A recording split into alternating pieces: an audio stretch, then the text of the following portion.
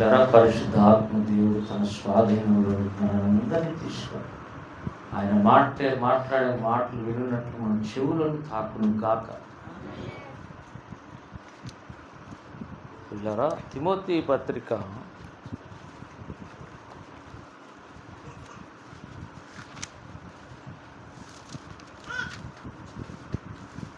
2వ తిమోతి పత్రిక 2వ అధ్యాయం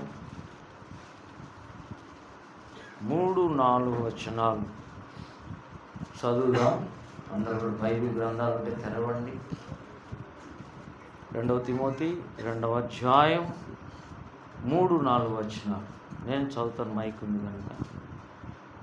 క్రీస్తు యేసు యొక్క మంచి సైనికుని వలె నాతో కూడా శ్రమను అనుభవించుము. సైనికుడు ఎవడును యుద్ధమునకు పోవునప్పుడు తన్ను దండులో చేర్చుకొని వారిని సంతోషపెట్టవలనని ఈ జీవన వ్యాపారములలో చిక్కుకొనడు. చిన్న మాట ప్రార్థన చేద్దాం. ఉన్న స్థలంలో తలలు వంచుదాం.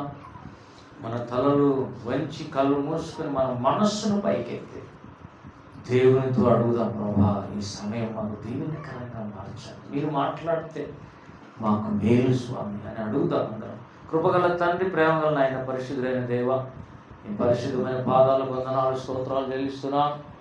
నాయన ఈ సమయంలో నీ శక్తి, నీ ప్రభావం, నీ అభిషేకం, నీ సత్య వాక్కు మా నోట ఉంచి మాతో మాట్లాడి అనేకులతో మాట్లాడి మీరు మహిమ పొంది మమ్మల్ని దీవించి పంపని కోరుతున్నాను.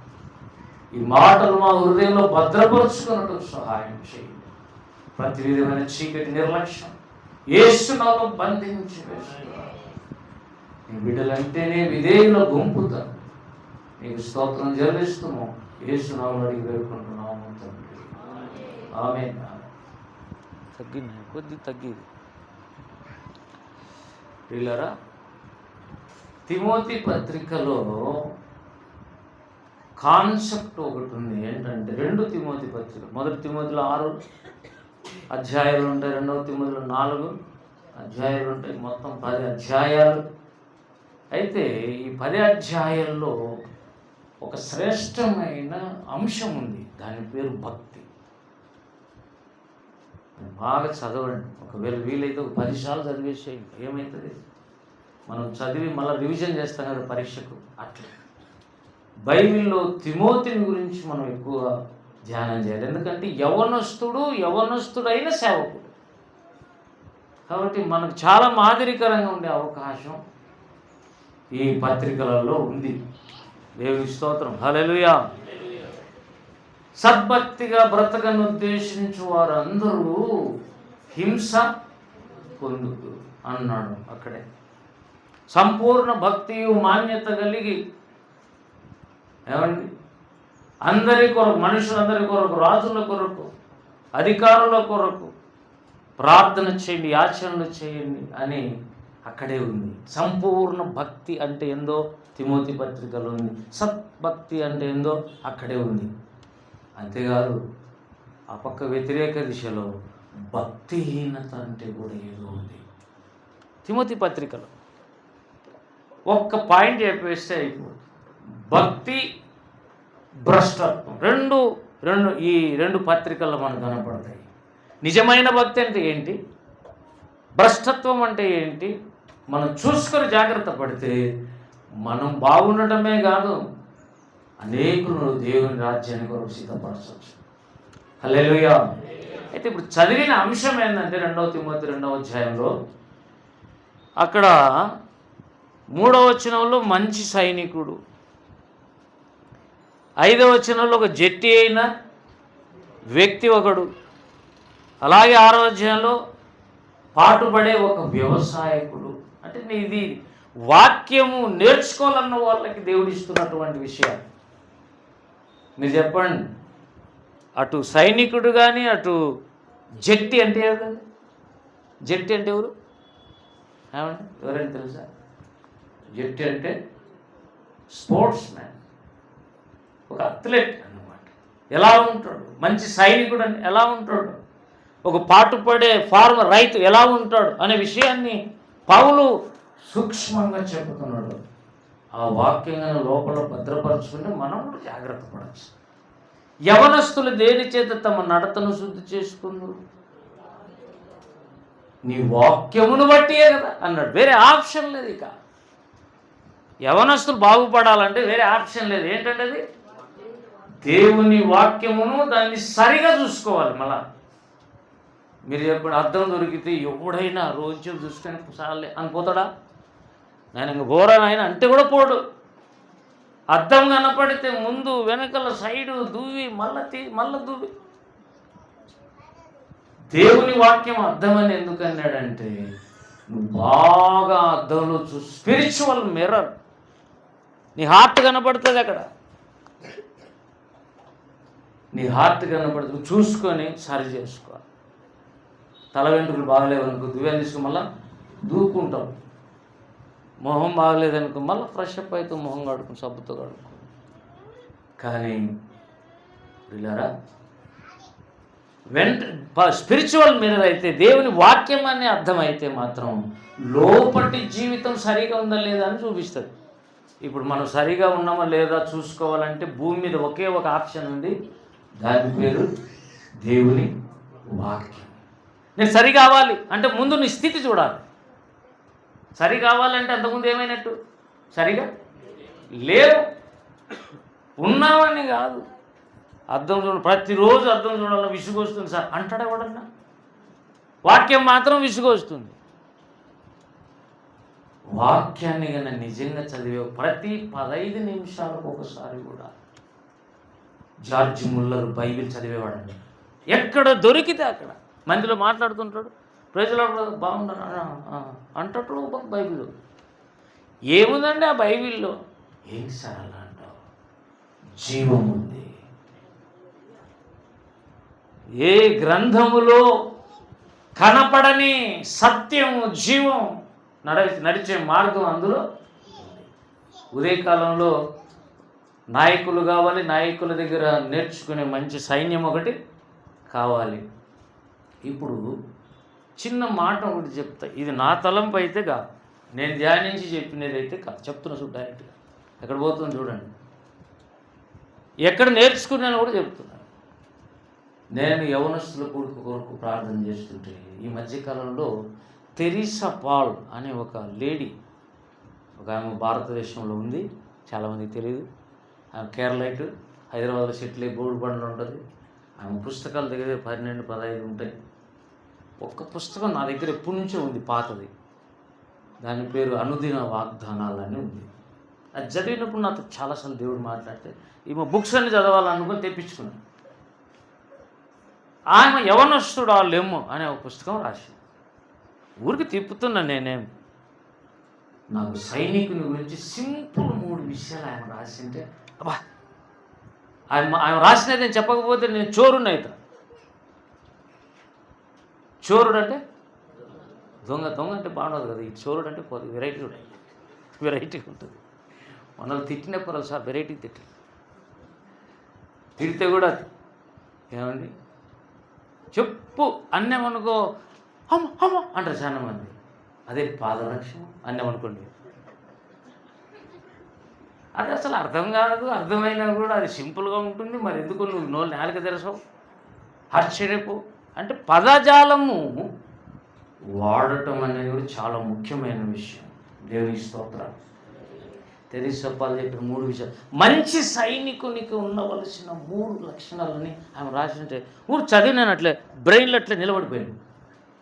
కాబట్టి ఆమె పేరు చెప్పకుండా నేను చెప్పలేను ఇప్పుడు, లేకపోతే ఆమె ఒక ప్రసంగ చోరుని అవుతా. అంతే కదండి. ఆయన పేరు చెప్పినప్పుడు ఇప్పుడు ఏమైంది? అబ్బో హృదయంలో నెమ్మది, ఆయన భక్తులను గణపరిచినట్టు అయింది, ఆమెతో మాట్లాడిన దేవుణ్ణి గణపరిచినట్టు అయింది. హల్లెలూయా. ఎవరిదైనా మనం ఒక విషయం నేర్చుకుంటే ఆ వ్యక్తి పేరు చెప్పకుండా చెప్పొద్దు, అదొక డేంజరస్ పొజిషన్. ఒకసారి ఒక పెద్ద సేవకుడు నేను మాట్లాడుతుంటే దీని గురించి నువ్వేమంటావు అన్నాడు. అంటే నేను ఇలాగ అనుకుంటున్నాను, వాక్యంలో ఇట్లుంది కాబట్టి అంటే ఆ వాక్యాన్ని తీసుకుపోయి రాయచూరులో వాక్యం చెప్పేసాడు. ఆ వాక్యం రాయచూలు చెప్పేసి మళ్ళీ నా దగ్గరకు వచ్చినప్పుడు అన్నాడు, బ్రదర్ నువ్వు చెప్పిన పాయింట్స్ నేను మతికి పెట్టుకుని అక్కడ చెప్పాను. నాకంటే సీనియర్ మోస్ట్ క్యాండిడేట్. దేవుని స్తోత్రం కలుగును గాక. ఆ యథార్థత మనలో ఉండాలి, నేర్చుకోవాలి అసలు అది. ఇప్పుడు మాట్లాడుతున్నాను, మంచి సైనికుడు అంటే ఎవరు? మంచోళ్ళు సైనికులు, చెడ్డ సైనికులు కూడా ఉంటారా? ఏమండి అంటే వాళ్ళు సార్ తాగుతుంటారు సేవకులు, వాళ్ళు కాదు.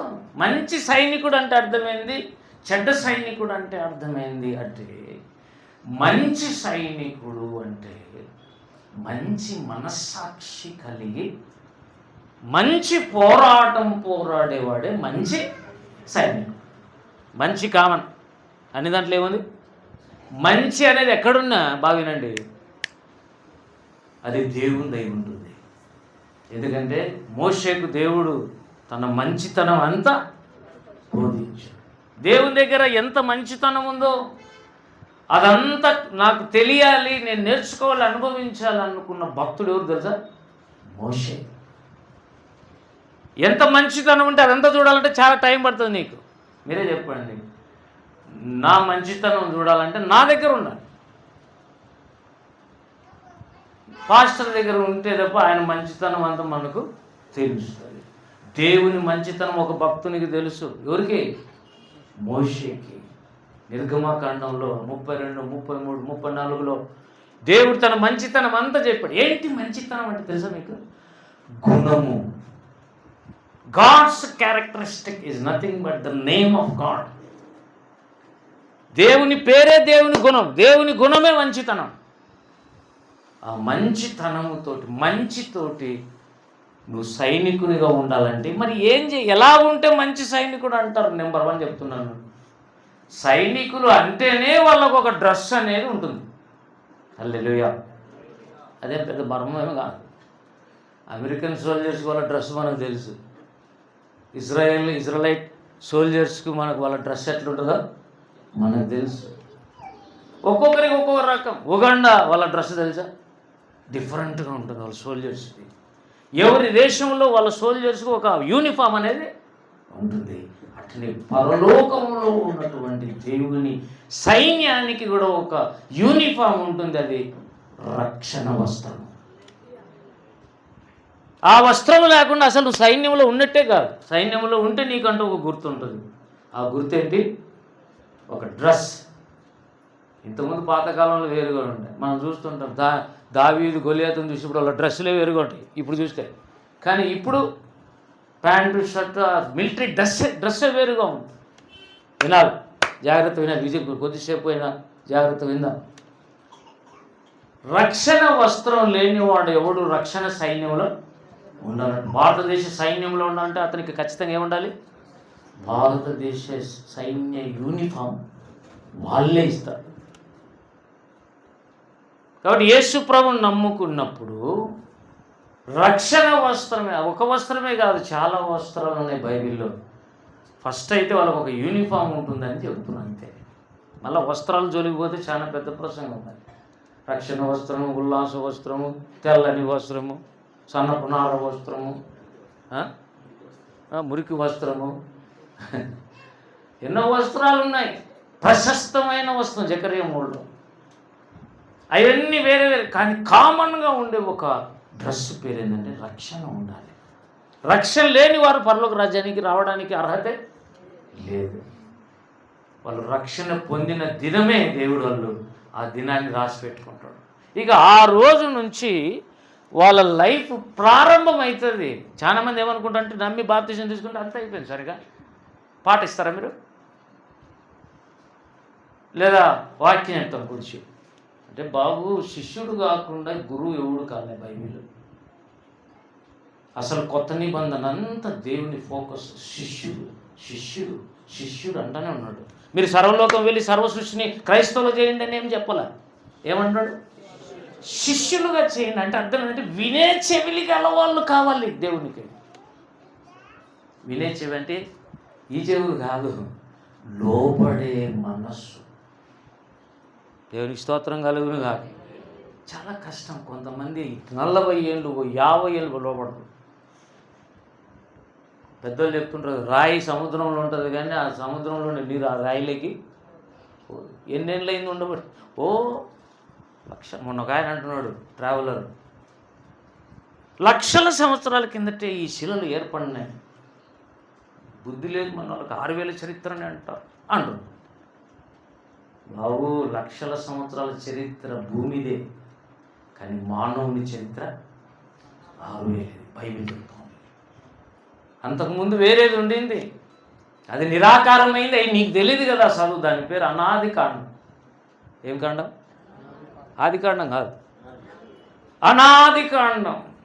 అది సామెతలు 8లో ఉంది. చదివి ధ్యానించండి. అక్కడున్నది అంశం జ్ఞానం. జ్ఞానం అంటే యేసు. హల్లెలూయా. యేసు ప్రభు లోపలికి వస్తే ఇక అన్నీ వచ్చినట్టేనండి. ఏమేమి కావాలని అవన్నీ. ఒకసారి డిజిఎస్ దినకరన్ గారు ప్రార్థన చేస్తున్నాడు. ఏం కావాలని? 9 వరాలు కావాలని. ఏంటండి? బైబిల్ ఎన్ని ఉన్నాయి? 9 ఉన్నాయి. 9 నాకు కావాలని అడుగుతున్నాడు. 8 ఏళ్ళు ప్రార్థన చేశాడంట. ఒకసారి దేవుడు దర్శనం ఇచ్చి పరలోకాన్ని తీసిపోయాడు. ఇది నేను చెప్పింది కాదు, పెంతెకొస్తేలు చెప్పింది కూడా కాదు. ద డివైన్ విజన్స్ అని ఇంగ్లీష్లో పుస్తకం ఉంది, టీచర్స్ దినకరన్ గారు.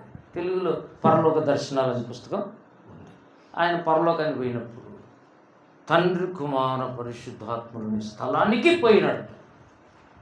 ఏంజెల్స్ ఉండే స్థలానికి పోయినాడు. ఆ నుంచి ఒక ఏంజెల్ ఈయనను ప్రత్యేకంగా ఇంకొక స్థలాన్ని తీసుకుని ఆ స్థలంలో త్రిత్వమైన దేవుడు మాత్రమే తండ్రి కుమార పరిశుద్ధాత్మగా ఉన్నారు. పరిశుద్ధాత్మ దేవుడు మాత్రం రైట్ హ్యాండ్ ఉన్నాడు. నేను చెప్పినది కాదు ఇది. మీరేమైనా డౌట్ ఉంటే దినకరం గారిని అడగండి, అడిగిపోవాల్సింది. జీసస్ కాల్స్ బాల్స్ అంటే ఎందుకు అంత నిఖచ్చితంగా రాశాడు ఆయన. పక్కన పరిశుద్ధాత్మ దేవుడు ఉన్నాడు, దూరంగా సింహాసనం మీద తండ్రి అయిన దేవుడు కూర్చొని ఉన్నాడు. ఏం కావాలి అని అడిగాడట. ఆ వాయిస్ థండర్ వాయిస్ అన్నాడు దినకరం గారు. విని గటగటగడ ఉనికిపోయాడంట. అసలు ఒక విస్తార ప్రవాహ జలములలో వచ్చినట్ట ఒక వాయిస్ వస్తూ ఉంటుంది. ఏం కావాలి నీకు అంటే ఈయన టక్కన 9 వరాలు కావాలి సార్ అని అదే కదా ప్రార్థన చేసింది. మరి అంతానే యేసుక్రీస్తు ప్రభు ఇట్లా చూసి అట్లా పరిశుద్ధాత్మ దేవుని దిక్కు చూడమన్నట్టు సైగ చేశాడు. రాశాడు ఆయన. నా దగ్గర పుస్తకం ఉంది, మీకు ప్రూఫ్. అప్పుడు పరిశుద్ధాత్మ దేవుడు అన్నాడంట, 9 వరాలు అడగద్దు, దేవుణ్ణి అడుగు. నాకు దేవుడు కావాలని అడుగు, వరాలు కాదు అన్నాడంట పక్కన. అంటనే క్షమించమన్నట్టు ఫేస్ పెట్టి, దేవా నాకు నువ్వు కావాలి అని అడిగాడు. వేష్ అన్నాడు దేవుడు. అంటే మనకు సోర్స్ కావాలి. దేవుడు వస్తే అన్నీ ఇస్తాడు మనకు. ఏమండి? సోర్స్ తీసుకోవాలి, కానీ ఆ నుంచి వచ్చే వరాలు ఫలాలు అవన్నీ ఆటోమేటిక్గా లోపలికి వచ్చేస్తాయి. దినకరన్ గారు 40 సంవత్సరాల సేవ పైన చేశాడు. లక్షల మందిని ప్రభు దగ్గర నడిపించాడు. ఆయన ప్రసంగాల్లో ఒక మాట లేకుండా ప్రసంగం ఉంటుంది. ఆ మాట పేరు కంపాషన్. కనికరం అనే మాట లేకుండా ప్రసంగం ముగించాడు. God is compassionate, come unto him, call. అసలు ఆయన మాట్లాడుతుంటే ఎట్లుంటుందంటే ఆ అథారిటీని పెరుగు. మనుషులు భయపడే వాయిస్ కాదు అది. దేవుని స్తోత్రం. దైవ దర్శనము కలిగిన వాడు. హల్లెలూయా. కాబట్టి ప్రియులారా, ఇక్కడ మనం గమనిస్తే మంచి సైనికుడు అనేవాళ్ళు మంచి మనస్సాక్షి ఉండడానికి ప్రయత్నం చేయాలి. మంచి మనస్సాక్షి అంటే ఏంటి అంటే అపోస్తలుల గారు 23లో అంటాడు, నేను దేవుని ఎడలను మనుషుల ఎడలను నిర్దోషమైన మనస్సాక్షి కలిగి ఉండునట్లు ప్రతిదినము అభ్యాసము. ప్రతిరోజు పౌలు చేసిన ఎక్సర్సైజ్ ఏంటంటే దేవుని దృష్టికి నేను ఎలా ఉన్నాను అని పరిశీలన చేసుకోవడం. మళ్ళీ ఇట్లా తిరిగి మనుషుల దృష్టిలో నేను ఎలా ఉన్నానని, వీళ్ళకేదైనా తప్పు చేస్తే ఒక కొంప తీసి ఫలానానికి ఏదైనా హర్ట్ చేసి ఉంటే, బాబు నేను ఒక మాటతో నేను గాయపరచాను, క్షమిస్తావని అడిగేంత సాధన అది, అభ్యాసం అది. దేవుని స్తోత్రం కలుగును గాక. కాబట్టి మంచి సైనికుడు మంచి మనస్సాక్షి ఉండాలి. అంతేగా. మంచి పోరాటం అంటే ఏంటండి? మంచిగా పోరాడాడు అందమా కాదు, జయించున్నట్లుగా నువ్వు పోరాడాలి. నీ శక్తిని కూడగట్టుకొని పోరాడాలి. దేవుడిచ్చిన గురి ఎద్దుకు పరిగెత్తడానికి వెనక్కి ఉన్న వాటిని మరిచి ముందు పౌలు పరిగెత్తినట్టు పరిగెత్తాలి. మంచి పోరాటం పోరాడాలి. ఇదంతా ఎవరి భాష? ఇది సోల్జర్ భాష. దేవుని స్తోత్రం. ఫస్ట్ వాళ్ళకి ఏముంటుందన్న డ్రెస్, ఒక యూనిఫామ్ ఉంటుంది. అంటే పరలోకానికి వచ్చే ప్రతి ఒక్కరికి ఉన్న వస్త్రం, ఒక కామన్ వస్త్రం ఉంటుంది. దాని పేరు రక్షణ వస్త్రం. ఒకరికి రక్షణ వస్త్రం కనపడలే పెళ్లి విందులో, వాడు నల్ల డ్రెస్ వేసుకొని కూర్చున్నాడు. అవునా? చదివారు బైబిల్లో? వీళ్ళు తీసేసి వెలుపటి చీకట్లో పడేయండి అన్నాడు యజమానుడు. అంటే అందరికీ ఏ వస్త్రాలు ఉండాలి? రక్షణ వస్త్రాలు ఉండాలి. రక్షింపబడిన ప్రతి వ్యక్తి, ఏ డినామినేషన్ అయినా, ఏ చర్చికి పోయినా, యేసు రక్తముతో కడగబడినవాడు, నమ్మి బాప్తిసం పొంది రక్షింపబడినవాడు పరలోక రాజ్యానికి వచ్చి తీరుతాడు. అయితే అంతేకాదు, ఇంకా చాలా ప్రాసెస్ ఉంది. అది సంగతి. దేవుడు నీకు ఇచ్చిన రక్షణను ఏమన్నాడు ఫిలిప్పీ పత్రికలో? భయంతో. అంటే అర్థం ఏంటి? భయం లేకుండా, వణుకు లేకుండా, నిర్లక్ష్యంగా ఉంటే ఆ దేవుడు ఇచ్చిందని ఏం చేసుకుంటావు? నువ్వు పోగొట్టుకుంటావు.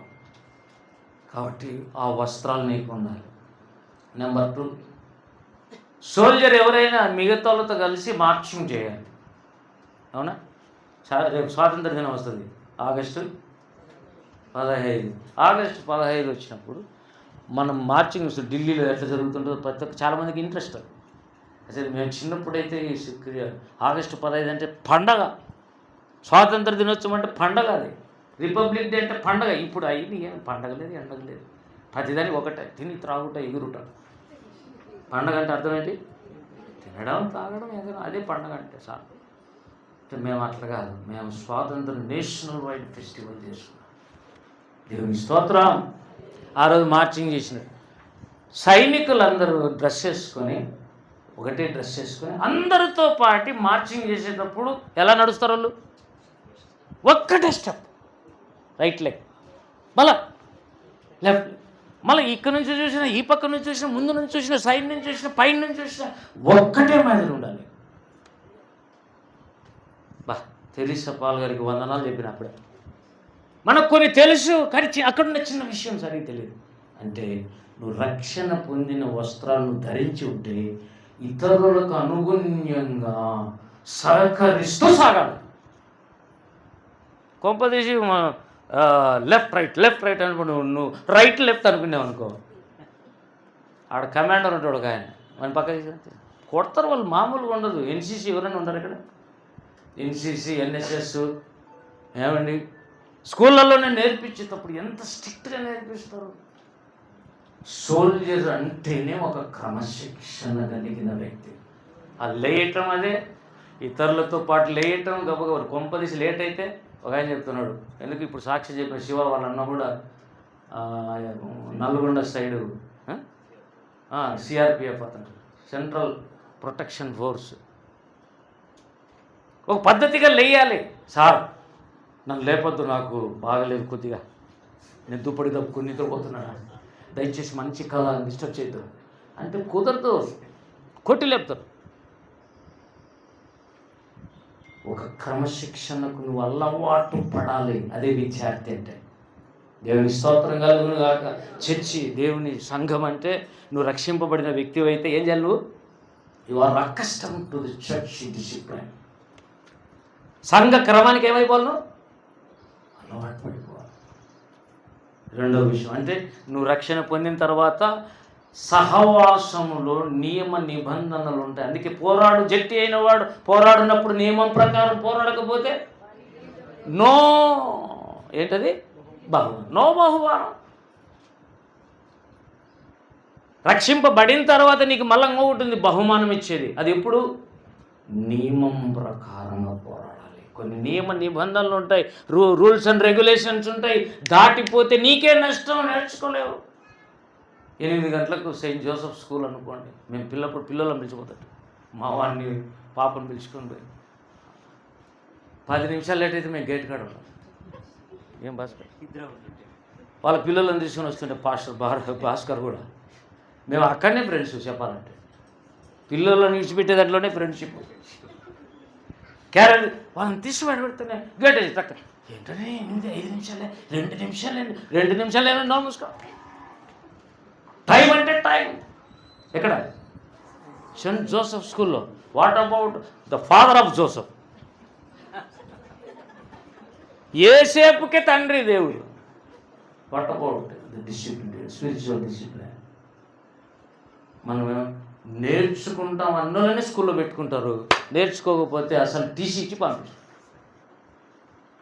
నీకు మంచి స్కూల్లో చదవాలని అయితే నోరు మూసుకొని కండిషన్స్ లోబడి చదువు నేర్చుకోవాలి. కాబట్టి రెండోది ఏమంటున్నావు? నువ్వు ఇతరులతో సహకరించకపోతే భక్తి ఎప్పుడు నేర్చుకోలేవు. అందరూ ఆ విషయంలో సమానమే.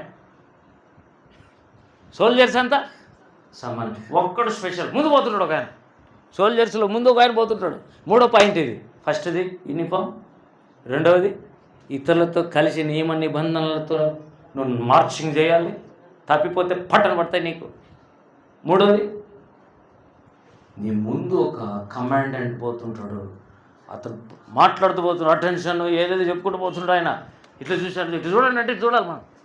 నేను చూడండి ఇట్లా చూసాను అనుకో, తిప్పుతారు మళ్ళీ మేడ నీకు. సంఘాలలో అవి జరుగుతున్నాయి. నీ ఇష్టం టైంకి వస్తావు, నీ ఇష్టం వాళ్ళ మధ్యలో లేచిపోతావు. ఈరోజు తలనొప్పి వస్తుందని హాఫ్ మెసేజ్ వింటాం.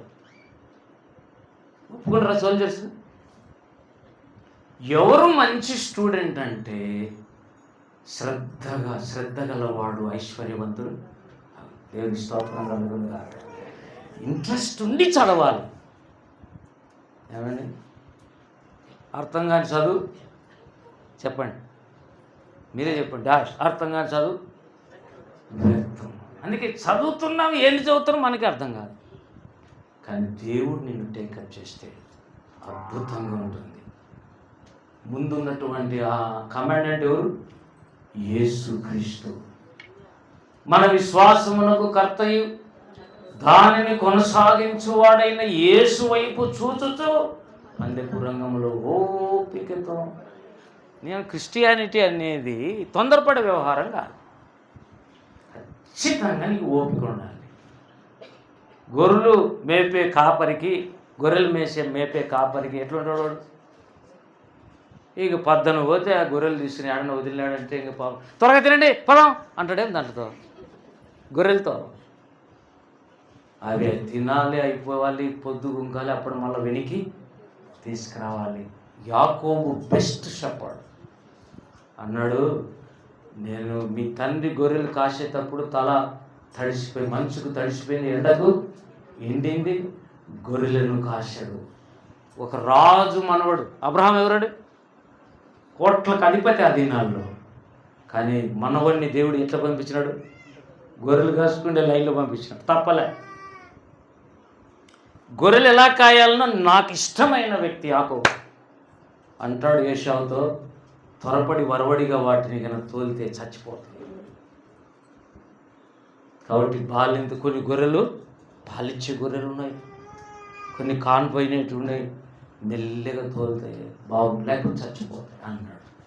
కాబట్టి సేవకులు ఉంటే ప్రతి గొర్రెను చూసే శక్తి ఉండాలి. ఎవరి స్తోత్రం కలుగును కాక. ఎవరైనా ఒక వారం రాలేదనుకో ఏమన్నారు? ఏనాయన ఎందుకు రాలేదు? ఫలానికి జునైన్కే పరీక్ష ఏదో ఉద్యోగం కావాలి, పెళ్ళి కావాలి, ఈ జీవన వ్యాపారాలు కొన్ని అవసరమైనవి ఉండాలి, నిమిషమే. కానీ నేను రాను, నా ఇష్టం. ఎన్ని వారాలు పోయినా నువ్వు అడగడానికి వీలు లేదంటే I don't care, because you don't know what is that spiritual discipline. వాటికి సహించి ఒక 5 నెలలు, సంవత్సరాలు చూడాలి వాళ్ళు వస్తున్నారా లేదా, ఎలా ఉన్నారు, ఏం తింటున్నారు, వాళ్ళ సమస్యలు ఏంటి. ఇప్పుడు శివ సాక్షిని చెప్పాడు, పర్సనల్ లైఫ్లో కూడా వాళ్ళు వచ్చి వాళ్ళ సమస్యను చెప్పుకునేంత నమ్మకస్తులంగా సేవకులు ఉన్నారు. హల్లెలూయా. హృదయం ఇప్పి చెప్పుకోండి, దాచిపెట్టి ఎవరో చూస్తారని అంటే వాళ్ళ డేంజర్. ఒకవేళ రహస్యమైన విషయాలు ఉంటే అందరిలో చెప్పకూడదు. ఒకసారి రంజిత్ అని అన్నాడు, అబద్ధం చెప్పొచ్చునా అని అడిగినారు మొన్న ప్రశ్న.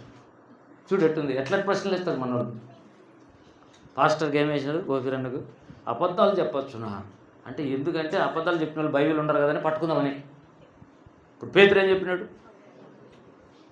అంటే, నేను కూడా నువ్వు కూడా చెప్పుకోరా అని అన్నాలని అన్నా. అబద్ధాలు చెప్పచ్చు అంటే అన్నాడు.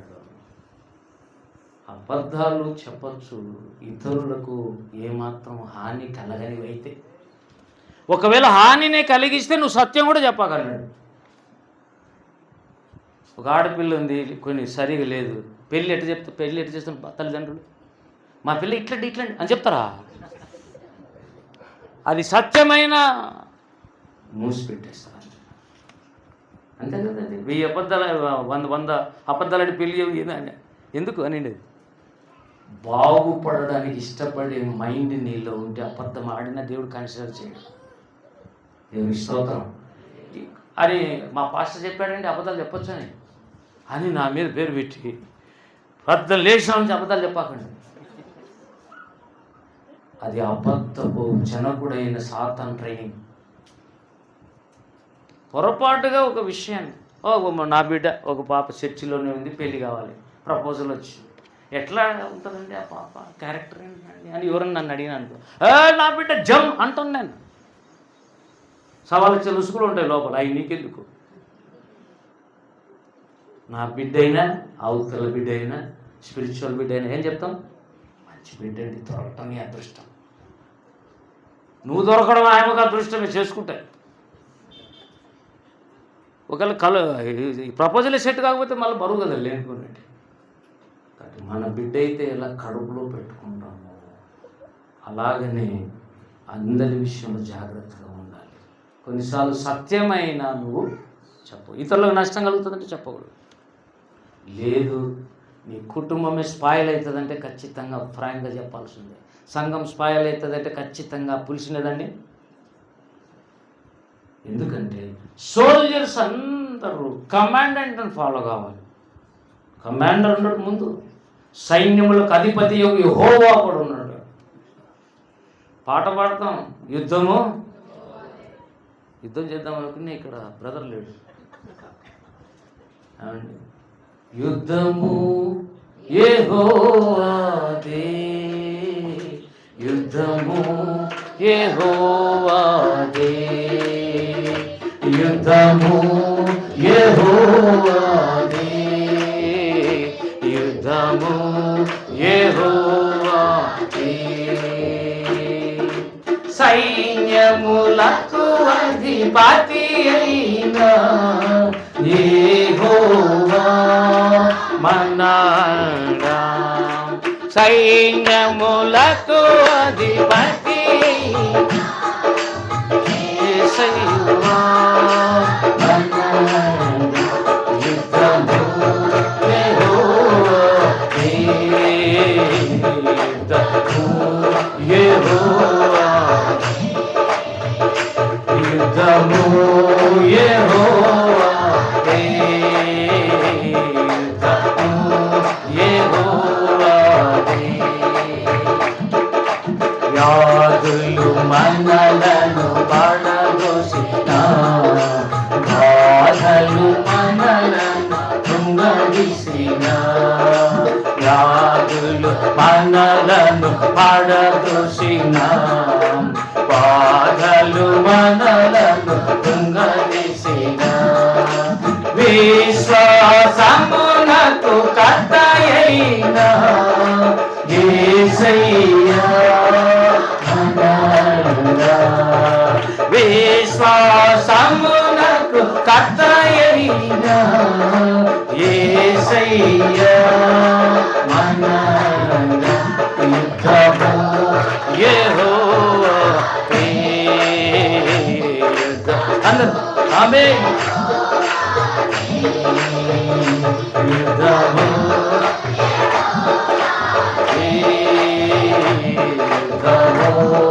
యెహోవాదే. హల్లెలూయా. పాయింట్ ఏంటంటే యుద్ధం యెహోవాదే అని పాడతాం, తీర దేవుడు వచ్చి నేను చేస్తా లేదా వద్దు ప్రభు నేనే చేసుకుంటా అంటాం. ఏంటి? అందుకే ఫెయిల్ అయిపోతున్నారు యవ్వనస్తులు. జయించువాడిగా కావాలంటే దేవుడు మనకు తోడుగా ఉండాలి. యెహోవా యేసేపునకు తోడై ఉండను కనుక అతడు అంతకంతకు దేవుని బిడ్డలే డిఫరెంట్ క్యారెక్టర్ అండి. Easily I can scan that. నేనే అంత చిన్నోన్ని స్కాన్ చేయగలను. ఒకసారి జాక్కునే భక్తుడు ఏమన్నా తెలిసిన, నా ముందుకు వచ్చి నిలబడు, నువ్వు దేవుని బిడ్డ కదా ఇట్లా చెప్పేస్తానన్నాడు. Such anointment. పోతాం ఆయన దగ్గరికి. చాలామంది ఉండే హీలింగ్ వాళ్ళు వచ్చి పోయి తల పెడతారు, ఏదో తగిలితే గుడ్డేటు అడ్డేటు హీలింగ్ వస్తుంది లేని. ఇట్ల దగ్గర పోండి, పై నుంచి కింద నేను స్కాన్ చేసి బి కేర్ఫుల్ అని ఒక్క మాట అన్నాడంటే రక్షణ పొందుతావు అంతే, మారు మనసు పొందుతావు అంతే, పరలోక రాజ్యానికి ఎలిజిబిలిటీ వస్తుంది అంతే. అప్పుడు అనుకుంటావు, అబ్బా సేవకులు తిడితే కూడా ఆశీర్వాదాలు, ఆశీర్వదిస్తేనే కదా ఆశీర్వాదాలు, తిడితే కూడా ఆశీర్వాదమే. ఎవరు? సేవకులు. ఒకసారి భక్సింగ్ గారు, తిమోతి అనే బ్రదర్ ఉన్నాడు, ఒక ఆయన ట్రాన్స్లేటర్గా ఉండే. ఈయన భక్సింగ్ గారు వాక్యం ఇంగ్లీష్లో చెప్తారు. ఆయనకు హిందీ వచ్చి ఇంగ్లీష్ వచ్చి కానీ తెలుగు రాదు. ఉండేదేమో తెలుగుదేశం, మన హైదరాబాద్ అంతా తెలుగు వాళ్ళే. ఇంగ్లీష్ చెప్తుంటే ఇంగ్లీష్ నుంచి తెలుగులో ట్రాన్స్లేషన్ చేస్తున్నాడు. కృష్ణమూర్తి అనే పేరు కలిగిన తిమోతి. అతను వైశ్యస్ కన్వర్ట్. ఈయన ఒకటి చెప్తే కలిపి మళ్ళా రోజు చెప్తాడంట ఈయన, మసాలా కలిపి. భక్సింగ్ గారు చూశాడు, చాలాసార్లు చూసినాడు, ఈజ్ మిక్సింగ్ సంథింగ్ అనుకున్నాడు. నేను చెప్తున్న వాక్యం ఉన్నది ఉన్నట్టు పోవడం లేదు, కొద్ది కలిపి ఏదో చేస్తున్నాడు ఈ మనిషి అని అర్థమైంది. కొన్ని నెలలు అట్లా సహించిన తర్వాత వాట్ ఎవర్ ట్రాన్స్లేటింగ్ అన్నాడు అందరిలో. ఇప్పుడు చెప్పండి, ట్రాన్స్లేటర్కి ఏం పోయింది? ఎప్పుడు కనతే అనుకుంటాం మనం. స్టేజ్ మీద పోయే కొద్ది కొన్ని అవమానాలు కూడా ఉంటాయి. భద్రం రెడీ పడారండి. స్టేజ్ అంటే ఇది కాదు, దేవుని కొరకు నిలబడే స్థలం పేరే స్టేజ్. హల్లెలూయా. సిలువే నీ స్థావరము అంటాడు రాజుబాబు, సంఘమే నీ రంగస్థలం అంటాడు. రాజుబాబు ఏమన్నాడు? సంఘమే నీ రంగస్థలం. అన్ని నాటకాలు వస్తుంటే పోతుంటాయి సంఘంలో, ఒక్కొక్కడు ఒక్కొక్క రకం ఉంటాడు. కానీ కాపర్ అనేవాడు అందరినీ గమనిస్తూ ఉంటాడు. దేవుని స్తోత్రం కలుగునుగా. ఎప్పుడైతే భక్సింగ్ గారు గద్దించారో ఇక ఆయన రూమ్లో పోయి వాకులు వేసుకుని రాలే బయటికి. నాకు అవమానం అయిపోయిందని ఏడ్చి 3 రోజులు రాలే. భక్సింగ్ గారికి చెప్పినారు, ఆయన చాలా అలిగినాడు సార్ మీరు తిట్టినాక అందరూ. అలాగే నీళ్ళు అన్నాడట. 3 రోజులు వేరే ఆయన పెట్టుకుని ట్రాన్స్లేషన్ చేశాడు.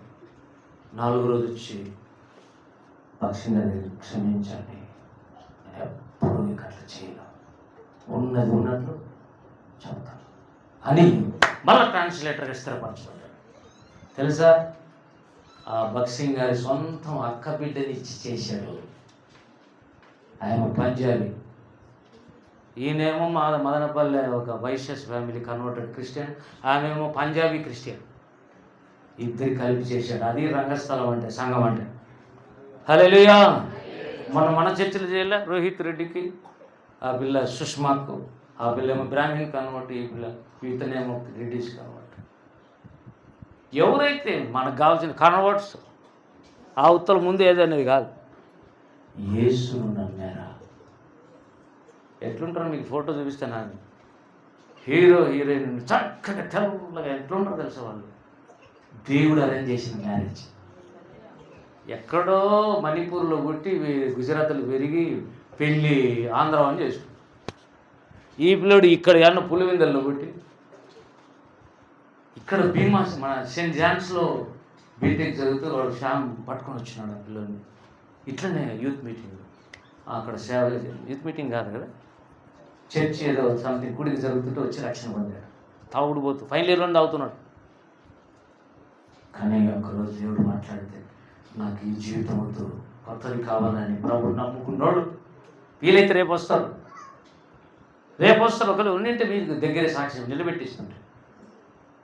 తాగుడు గీడు అన్నీ మానుకున్నాడు, ప్రభువు నమ్ముకున్నాడు, ప్రభువు చేర్చుకున్నాడు. దేవుడు కొంతకాలం సఫర్ అయినాడు, తర్వాత పెళ్ళి అయింది, ఇప్పుడు మంచిగా సెటిల్ అయినాడు. వాళ్ళ భార్యకు 40,000 అంత శాలరీ వస్తుంది. శాలరీ తెచ్చి భర్తకి ఇస్తుంది. భర్తకేమో ఇంకా ఉద్యోగం లేదు, చిన్న బిజినెస్ చేసుకుంటాడు. ఇప్పుడా నీ ఏటీఎం నీది, నా ఏటీఎం నాది, నీదే నాది. ఏంటి, ఎందుకు వచ్చి పెళ్లి చేసుకున్నారు మీరు? అట్లాంటి వాళ్ళు ఎందుకు పెళ్లి చేసుకోవాలి? ఏదో ఊరింట్లో వాళ్ళు నుండి పోతుండే కదా. అసలు భార్య భర్త అంటే they are the real friends. వాళ్ళే నిజమైన స్నేహితులు భార్య భర్తలు అంటే. ఆ అవకాశం ఎక్కడ లేదు. పరిశుద్ధ వివాహంలో ఉంది. అందుకే అన్నాడు, వివాహం అన్ని విషయం ఘనమైన. దేవుని స్తోత్రం. కాబట్టి క్రిస్టియన్ సోల్జర్స్ ఎలా ఉంటారు? రక్షణ వస్త్రం ధరించి ఉండాలి, ఇతరులతో అడ్జస్ట్ అయ్యే నేచర్. నేను ఆ పిల్ల ముఖమే చూడండి సార్, వాడిని చూస్తే నాకు జరులు పర్వాత వద్దు సార్. నేను చర్చికి అందుకే వాడిని చూసి అనేస్తే నువ్వు అసలు సోల్జరే కాదు. నువ్వు ఇతరులతో అడ్జస్ట్ అయ్యి నువ్వు నడవాలి. మార్చింగ్ అంటే స్టెప్స్ కరెక్ట్ పడుతుండాల. వీడు వద్దు అని కొట్టావు అనుకో, ఇట్లా నిన్ను తీసేస్తారు ముందు. ఆ వెలుగు రాజ్యంలో పనికిరాడేటని చచ్చినట్టుగా దేవుని సన్నిధిలో కన్నీళ్ళు కాచి, ప్రభా మంచి రక్షణ నాకు దయచేయి, లోతైన పునాదులు నాకు వేయి, శ్రేష్టమైన వాక్యంలో నన్ను పెంచు, పరమ బోధకుడుగా నువ్వే ఉండు, ఇతర సేవకులతో ఇతర బిడ్డలతో కలిసిపోయే శక్తి నాకేనైనా. శిలువ నేర్పే పాఠాలు. దేవుని స్తోత్రం కలుగును గాక. ఈ సమయంలో మీరు చెప్తున్నాను, మంచి సైనికుడికి ఏమంటారు ఇప్పుడు మీరు చెప్పాలి. నెంబర్ 1, వాళ్ళకంటూ ఒక యూనిఫామ్ ఉంటుంది, దాని పేరే రక్షణ వస్త్రాలు. రెండవది, వాళ్ళు నియమ నిబంధనలతో ఇతరులతో కలిసి సహవాసం, పరిశుద్ధుల సహవాసంలో పెరుగుతారు. మూడవది, వాళ్ళ ముందు విశ్వాసమును కర్త అయిన యేసు క్రీస్తును గురి పెట్టుకొని నడుస్తారు. అది మంచి సైనికుని లక్షణం. మిస్ అయి పక్కకు పో, చూద్దాం ఎలా అయిపోతాను. పౌలు అన్నాడు, నేను మంచి. కాబట్టి తిమోతి నువ్వు కూడా మంచి. మనం పోరాడాలి, వాళ్ళతో పోరాటం నేర్పాలి. మనం సైనికులుగా ఉండాలి, వాళ్ళని సైనికులు చేయాలి. చేత కాలేదా, దేవుని దగ్గర కూర్చో, ప్రభా నాకు అటువంటి శక్తి, ధైర్యం. పేతురు లేని చిన్న పిల్ల చూసి ఇతను యేసు వాళ్ళ బ్యాచ్లో ఉన్నాడు అంటే కర్ అని గలిబిలైపోయే పేతురు పెంతెకోస్తు పండుగ అయిపోయిన తర్వాత యవ్వనికి భయపడని సింహం ఎలా అయ్యాడు? గాడ్స్ స్పిరిట్ అతని మీదకి వచ్చిందని అభిషేకించింది. దేవుని స్తోత్రం. పిరికి తన పాత్రను తీసి దేవుడు ఏమిచ్చాడు? ఆశ్చర్యకరమైన ధైర్యం ఇచ్చాడు. ఇక ఎవరికి భయపడని సింహం అది. అందుకే 2వ అధ్యాయంలో లేచి నిలబడి పేతురు నోరు తెరిచి నాకు మాట్లాడసాగాను. అంతే 3,000 మంది రక్షింపబడ్డారు. ఎవరికైతే యేసు కీస్ ఇచ్చాడో ఫస్ట్ కీస్ తెరిచి 3,000 మందిని లోపల తోలినవాడు పేతురు. అది రక్షణ సువార్త, రక్షణ ప్రసంగం, అభిషేక్త ప్రసంగం. దానికి ఈ దినం అట్టి మంచి సోల్జర్స్గా యవ్వనస్తులను, సార్ మేము దేశం కోసం అవసరం స్పిరిచువల్ సోల్జర్గా ఉండు, దేవుని కోసం నిలబడ్డాడు, దేవుని పక్షంగా పోరాడు. ఏమంటావు? నువ్వు నిలబడగలుగుతావా? నాకు భయం అంటే దేవునితో చెప్తాను. పేతురుని దేవుడు ఏం చేశాడు? ధైర్యపరిచాడు. దేవుడు నీకు కృప చూపిస్తాడు, నీ భవిష్యత్తులో నేను. అందుకే సైనికుడు కాకుండానే కమాండెంట్ అవుతాడండి ఎవరన్నా. నేను చెప్తున్న చాలామంది ఈ దినాల్లో నేను 30 ఏళ్ళు గమనించింది, వితౌట్ శిష్యరికం, డిసబుల్షిప్ లేదు, but the became preachers, but the became teachers of word of God. 30 ఏళ్ళు చదివిన ఈ పొద్దుటికి స్టేజ్ మీద నిలబడాలంటే భయం, దేవుడు సహాయం చేయకపోతే. కాబట్టి నన్ను ఒక సోల్జర్గా చేయి ప్రభా అని అడుగుతావా? నీ హృదయంలో ఆశ ఉంటే చాలు. ఈరోజు కాకపోతే రేపటికి నిన్ను దేవుడు తన ఆర్మీలో నిన్ను నిలబెడతాడు. కావాలన్నటువంటి జీవితం. రండి ప్రార్థన చేద్దాం. తలలోంచి కళ్ళు మూసుకుని ఉన్న చోట్లని మోకరించి సాధ్యమైతే, లేకుంటే తల నుంచి కళ్ళు మూసుకో. ఇటువంటి చూడ త్వరపడి ఇక అయిపోయింది అనగాదు. ఇప్పుడు పరిశుద్ధ ఆత్మదేవుడితో నీతో మాట్లాడుతూ వచ్చినటువంటి ఆయన నీకు ఒక పిలుపునిస్తున్నాడు.